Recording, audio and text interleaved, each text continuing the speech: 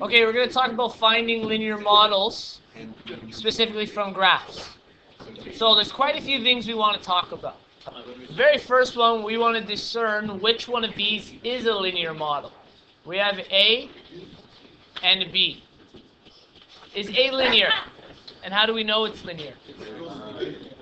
It's straight.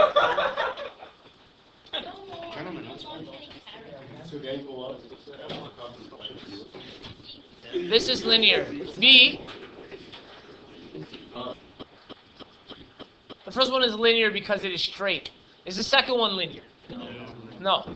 We're just going to call it nonlinear for now. Many of you might know another name that it could represent. It could be exponential, maybe quadratic. But for the sake of what we're doing, we're just going to call it nonlinear.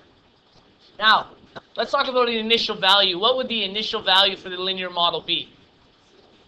Yes, we're at the coordinate of 0 and 4. This is our initial value. We don't know what they're measuring. Let's say it's just money by time in hours. Okay. So our initial value is $4 to start off. And we need to figure out this rate of change. Okay. Is it constant? Yes. Okay. It's constant. Is it positive or negative? It is positive. It's going in an upwards direction. Okay. And we're actually going to work on finding the actual rate of change. And we're going to say that these are 2 points right here. We're going to find the actual constant rate of change, which we talked about yesterday. And we're going to apply it to create an equation, a linear equation for this. Okay? So a linear equation, if you guys recall, is written as y is equal to mx plus b. And the reason this is linear is because the x is to what exponent power? Anyone know? If there's nothing there, what exponent is it to? 1. 1, that's right. Okay? In order for something to be linear, it has to have a variable to the power of 1. M stands for slope, or what did we just call it when we wrote it in purple? We talked about it yesterday. Rate of change, that's right. Slope is known as our rate of change in this case, so we'll call it ROC. And our B is what?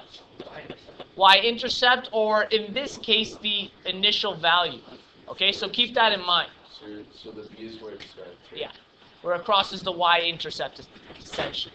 So B is Y-intercept. And in this case, that's the initial value. Okay, so that's 0 and 4. So in order to create this, we need to calculate slope, our M. What was our formula for rate of change? y1 minus y2 okay. divided by x1 minus x2. Okay, we just called it the change in the y-axis over the change in the x-axis. Okay, so you're right, for an average rate of change or calculating that specific rate of change, we're going to do y2 subtract y1 divided by x2 subtract x1. So let's take those two coordinates we used. First coordinate is at 4 and 7. The second coordinate is at 7 and 9. So let's write these two again. 4 and 7, 7 and 9. We'll call this one our x1, which means this is y1. x2, which means this is y2. We go to plug them in for our values. Our y2 is 9. So m is equal to 9 subtract y1 is 7. x2 is 7. x1 is 4. 2 over 3. So our rate of change is technically 0.666 repeated as a decimal, or as a fraction, 2 over 3. So what that means is, in this linear equation, we can replace the m with 2 over 3. So y is equal to 2 over 3m, sorry, not m, x, plus b. What is our b value?